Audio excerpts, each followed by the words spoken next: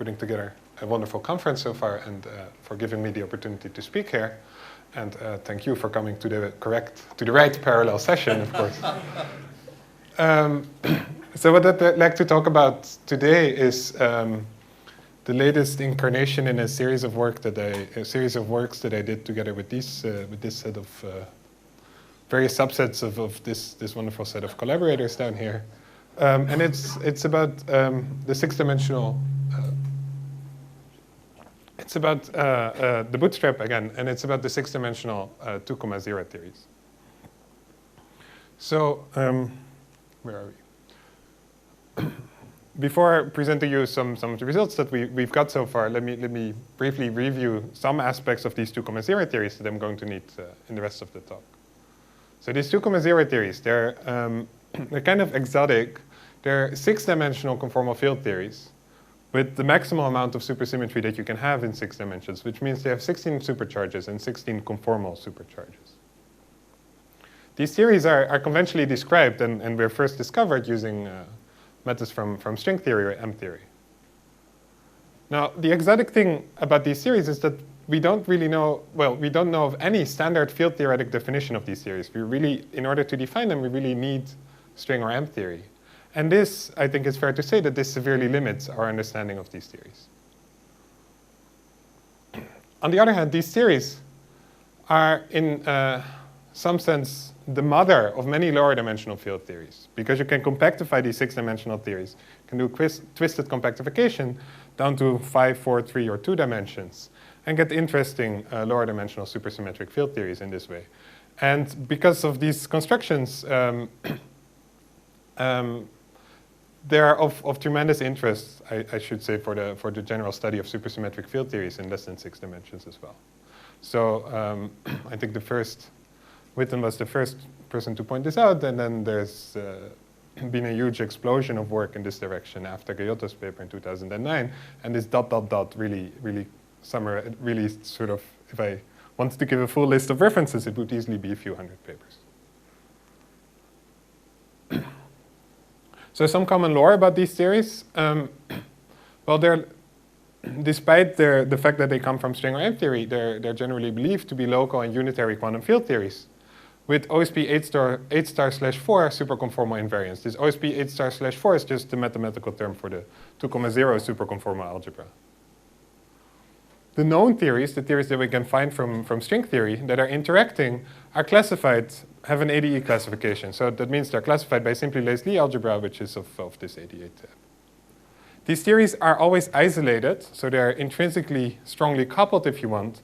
There's no Lagrangian description, as I said, but there's also no marginal deformation of these theories that preserves OSP 8*/4. We know this because we can look at the representations of this superconformal algebra, and we can see if there's any candidate operator that we could add, that we could deform the theory with, and there simply is no such operator.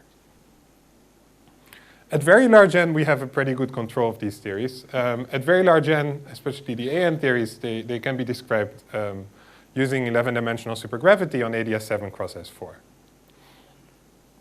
And that is, in fact, the best way that we had for the longest time of getting some intuition about these theories.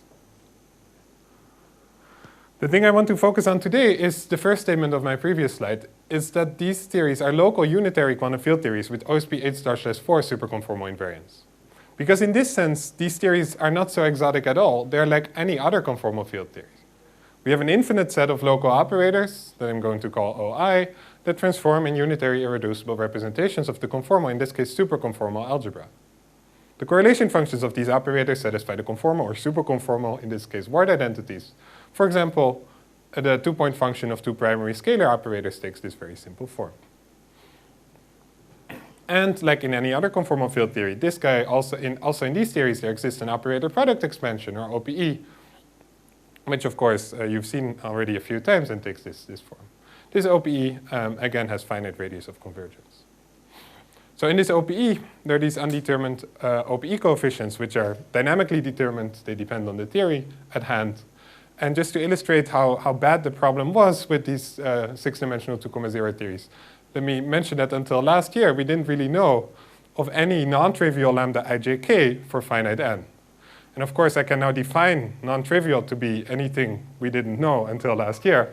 But the trivial, in a sense, ones are the ones determined by superconformal word identities, and a few that are determined that they're related to anomalies.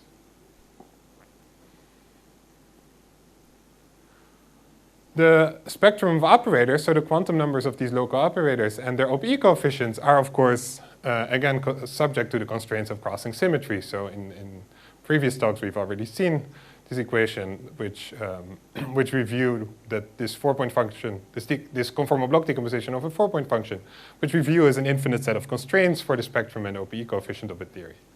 And the idea of the bootstrap, which worked so well in the last few years, is just to exploit these constraints with the hope that they may completely determine the theory. And we have made a lot of progress in the last few years in putting these constraints to use in higher dimensional field theories. And this is not meant to be an exhaustive list. You've seen that yesterday. So this is basically just a snapshot of some results that people have obtained. This, of course, started with this paper by Ratazzi, Richkov, Tony, and Vicky, and since then many others followed up on this. So since we beginning to understand how to exploit these crossing symmetry constraints so well, it's now also the time it's a very natural time to ask, what does crossing symmetry actually tell us about 6-dimensional 2,0 theories? For example, would it be possible to constrain the space of all superconformal 6-dimensional 2,0 theories? We know that the ones from string theory have this ADE classification. That's most likely all there is. But can we actually prove this using crossing symmetry? And then once we have found the set of all theories, can we find the spectrum of the allowed theories and their OPE coefficients? So what I'd like to do in the remainder of my talk is to discuss some initial results that we obtained in trying to answer these questions.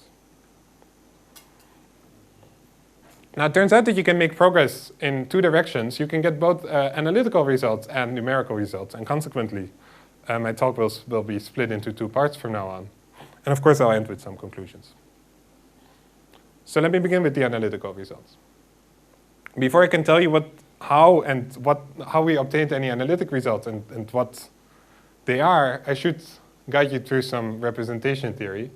So the local operators, OI, transform in unitary irreducible highest weight representations of this OSP 8*/4, whose maximal bosonic superalgebra is just SO6,2 cross SO5, where SO6,2 is just a conformal algebra in 6 dimensions, and SO5 is the global R symmetry of the theory. So these local operators are therefore labeled by 6 quantum numbers, a scaling dimension, 3 Lorentz quantum numbers because we're in 6 dimensions, and 2 Dynkin labels for the SO5 R symmetry. Examples of such local operators, if the theory is free, it's a free tensor multiplet, and it contains these conformal primaries, 5 scalars in the vector of SO5, 4 fermions in the 4 of SO5, and self-dual 3 form, which and the self-dual 3 form. So this is the famous free tensor multiplet. Other examples of such operators are the half BPS operators, and those will play a role also in the remainder of my talk, so they're a little more important to look at. These guys are labeled by an integer k. They have dimension 2k, and they're in the k-index symmetric traceless representation of SO5. These guys form a ring. Their highest weight states, or lowest weight states, if you want, form a ring with generators that are in one-to-one correspondence with the Casimir invariance of G, where G is this simply Lace-Lee algebra that classifies the 2,0 theory. So for example, concretely, if you have the AN theories, the generators of this Chiral ring range from 2 to n+1.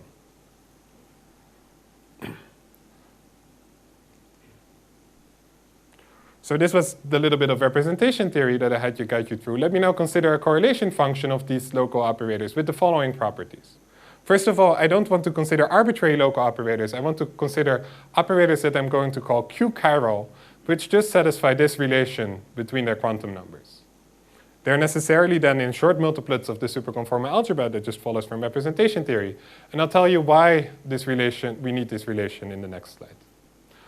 These operators always turn out to be the highest weights of a non-trivial SU2 subalgebra of the SO5 R symmetry algebra. Because they're the highest weights, we can add the index I that runs over the entire SU2 multiplet. So that's what I did here. Here this index I runs over this SU2 submultiplet. The next step I'm going to do is to constrain the location of these operators. I'm going to take all endpoints to lie in a particular 2-plane inside the R6. So on this 2-plane, I can introduce complex coordinates, z and z bar, so these x's now are z and z bar. The third thing I'm going to do is I'm going to contract these SU2 indices on the operators with position-dependent vectors vi of z bar. For example, if this SU2 index here would be a doublet, then this v of z bar would be just one z bar. So then the thing looks like this. Now my claim is that this twisted correlation function of q-chiral operators is actually meromorphic. In other words, the z bar dependence completely drops out, and away from contact points, dz bar equals 0.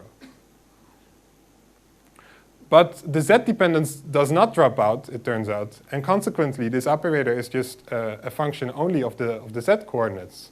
In other words, these 6-dimensional 2,0 theories have a chiral algebra that I can obtain in this way. So this was my claim of the previous slide. To prove it, it's actually fairly simple if you believe a few things that I'm going to say.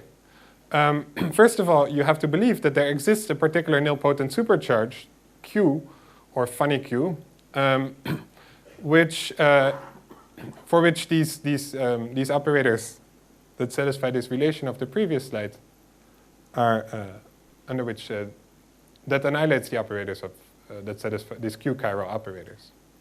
So roughly speaking, this funny Q is a linear combination of an ordinary supercharge and a conformal supercharge. It's a Q and an S. And that's why the kind of twist that we're doing here hasn't been considered before. People had not looked at the cohomology of this supercharge.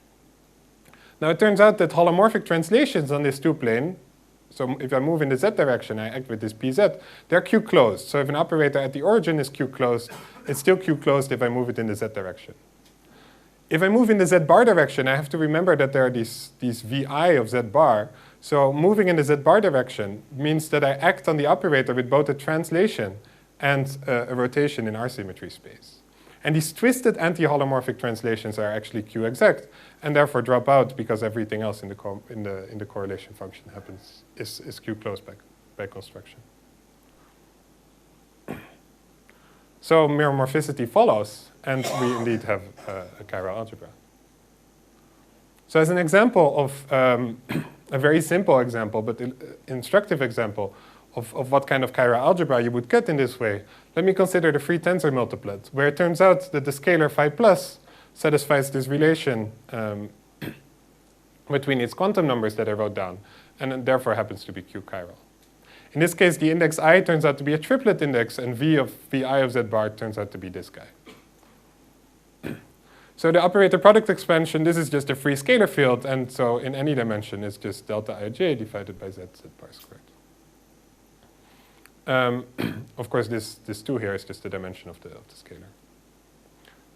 If I contract this OPE with this v of z bar, you can work out this delta ij, vi, vj, and you find that what you get in the numerator is just precisely z bar squared, and therefore you get 1 over z squared, and anti-holomorphic dependence indeed drops out as promised.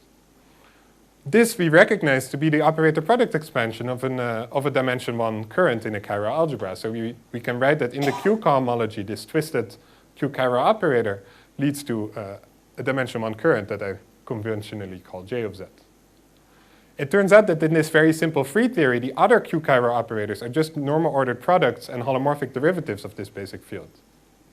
Therefore, the complete chiral algebra of a free tensor multiplet happens to be just the U1 affine Kac-Moody algebra generated from this very simple basic OPE.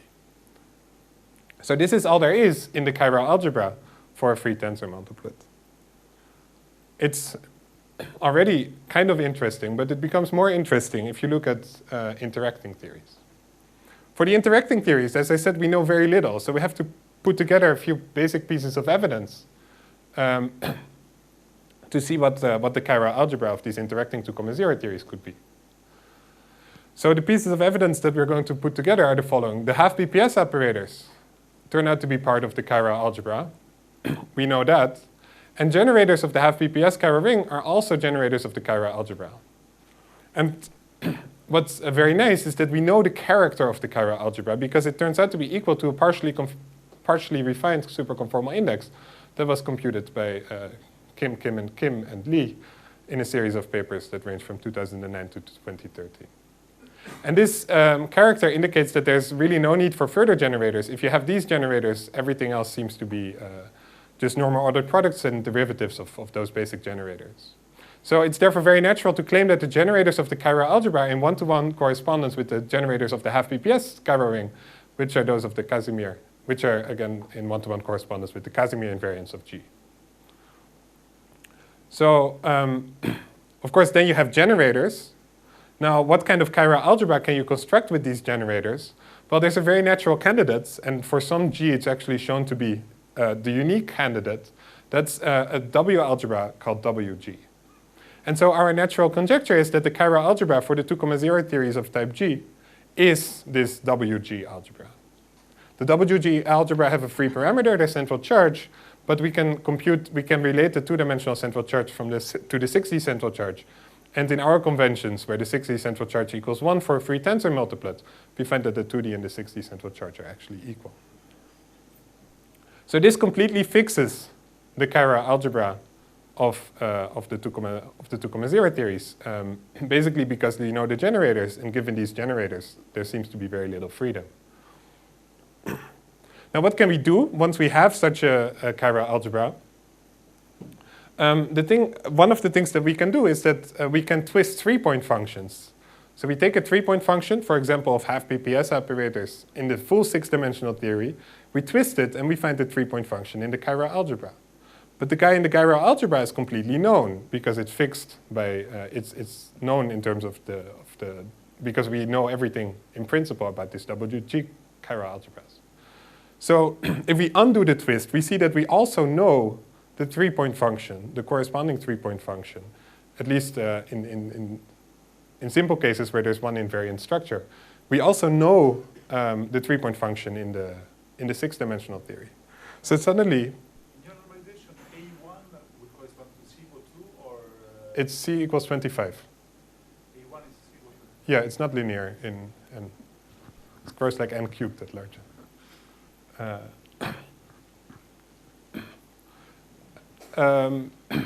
Yes, so consequently, because we know this chiral algebra, we suddenly know an infinite set of 3-point functions of in the 6-dimensional theory. At least the 3-point functions of these Q chiral operators. And this is already a big improvement because before we didn't know basically any 3-point functions, and now suddenly we know an infinite number of them. So here I was going to show what these 3-point functions of the half-BPS operators are, but I'm going to skip this slide. You can probably find it when these slides are going to be online.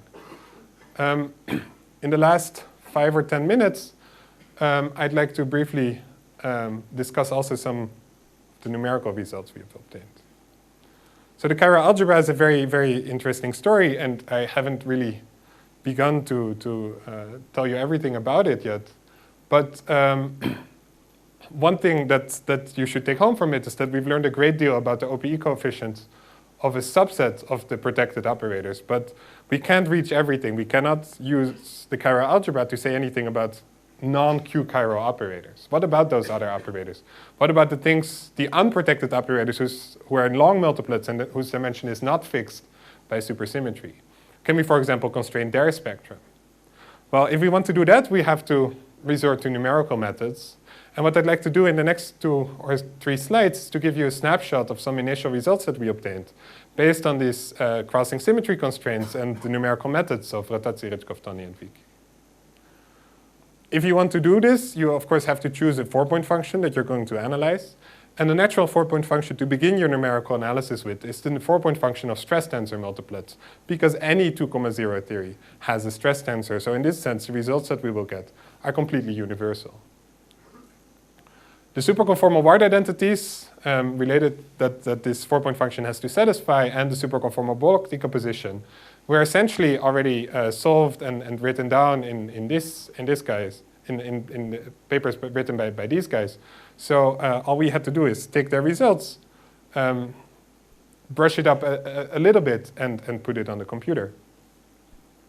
And this is going to appear hopefully, this is a work in progress, so it's going to appear hopefully soon.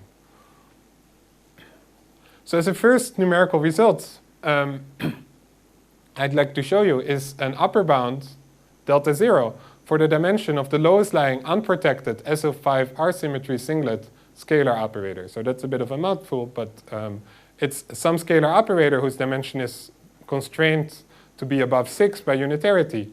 And as a function of the central charge, we obtain an upper bound for the dimension of this guy that drops off here. So these bounds are obtained by, with slightly less precise numerics, and you see that the bound gets better and better if we work harder and harder, and it's still not quite converged yet. So the bound is likely to improve if we, with better numerics. Interestingly, the bound suddenly drops off here, and so there's a minimal value of the central charge that we find implicit in this plot. So we are assuming that the theory has no higher spin currents, so the free tensor multiplet, which has c equals 1, is excluded, but that's consistent. And the first interacting theory is the c equals 25 theory, that is this red line here.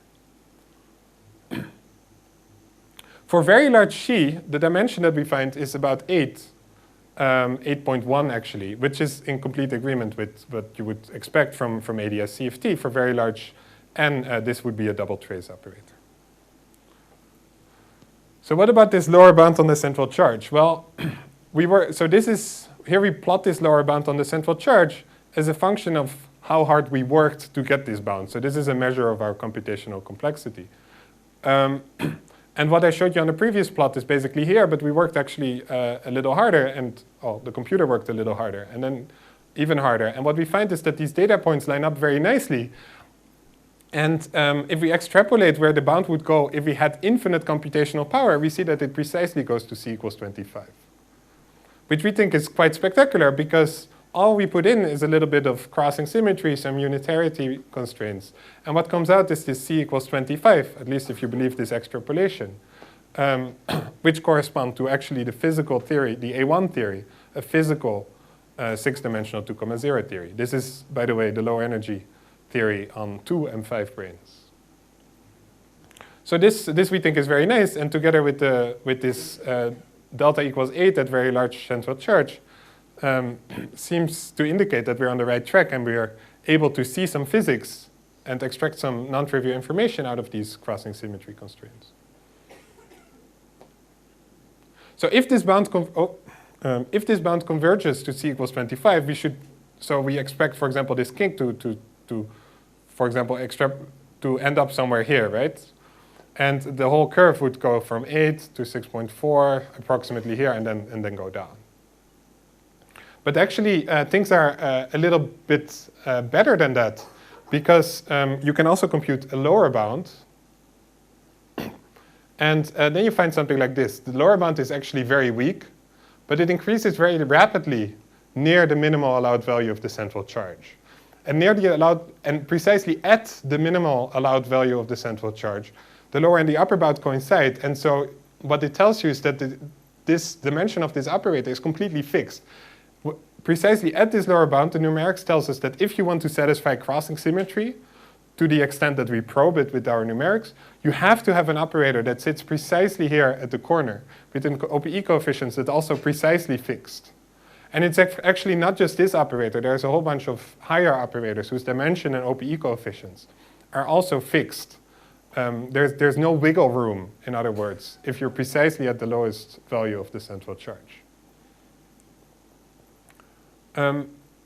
This is, of course, extremely interesting, because if the lower bound converges to c equals 25, and I remind you we had very good numerical evidence for that, then well, obviously, this corner converges to something like 6.4. So the A1 theory has an unprotected dimension scalar of dimension approximately 6.4, which is very nice. It's our first numerical computation of a scaling dimension, of an unprotected scaling dimension in this A1 theory.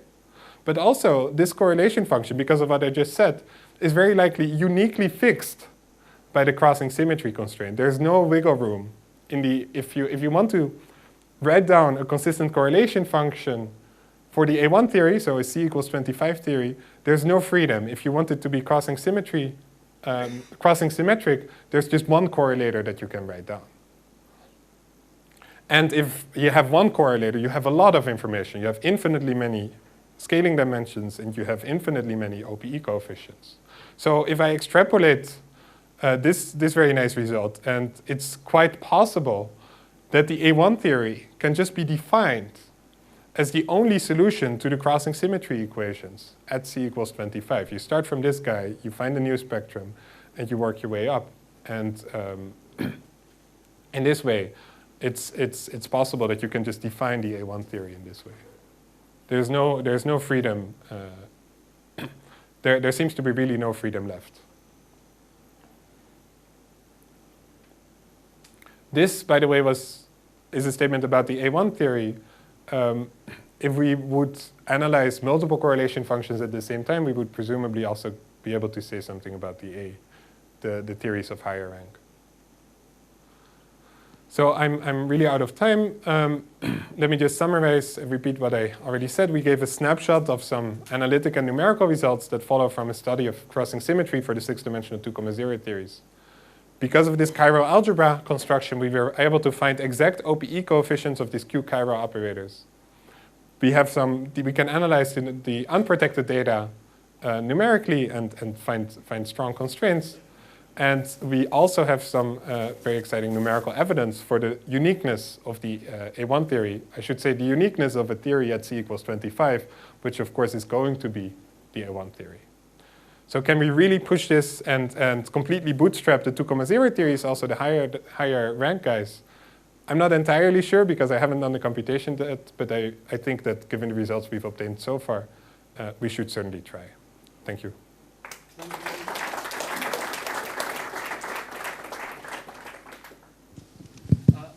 Do you think your results suggest that you might be able to analytically solve the A1 theory? Oh, well, do you think you can analytically solve the 3-dimensional Ising model? No, it's likely we'll be able to solve the A1. Okay, I'm not entirely sure. Like, why does such a round number come out of such a complicated numerical analysis? Right, so maybe there's a way of looking at it where you get exactly 25. Yes, exactly.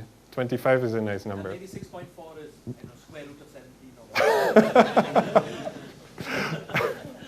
Yes, maybe.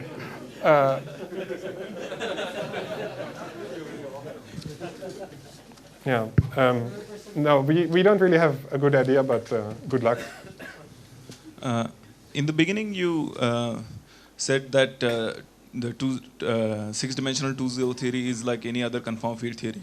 But isn't it supposed to be a relative quantum field theory, just like a chiral WZW model in 2 dimensions? If that is the case, then what is it that the crossing symmetry is giving us? Sorry, I mean, isn't the 2-0 theory supposed to be a relative quantum field theory, like the chiral WZW model in 2 dimensions, where one should describe it in terms of modules rather than the partition function? If that is the case, then what is the crossing symmetry constraints giving us?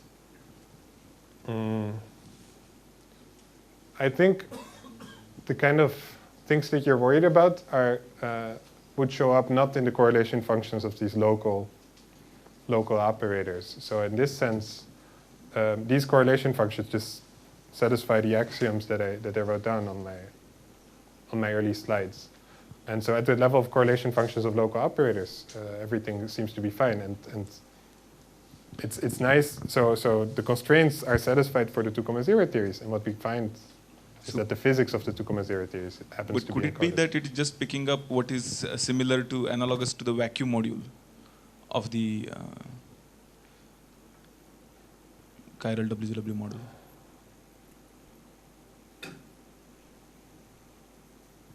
I don't. You mean from even in the numerical analysis? Yeah, just the crossing symmetry constraint. No, I think, well, I'm not sure. Maybe there's some set of operators that we cannot probe independently, like starting from this guy and then working your way up. But maybe there is. I'm not sure if there's, if you're asking about like if there's super selection or so, I don't think there is. So since 6.4 is not a square root of 17, but is there a way of getting it? Is there a way of interpreting it in terms of the representation theory of the W algebra, of the WA1 algebra? Is there some suggestive idea of how to get this state as some sitting in some representation? Yeah, no, that's a good question. But the long multiplets have no place, unfortunately, in the chiral algebra. The moment you try to insert a long and unprotected operator in this Q-twisted correlation function, everything breaks down, and it's not even holomorphic in the position of the other guys anymore. So the chiral algebra is completely on its own, and I don't think these guys can have any place in even as representations in the chiral algebra. Is there some interpretation in terms of the A1 theory, what this state could be, at least as a way of? No, I don't know. No, I don't think so. Not in the chiral algebra.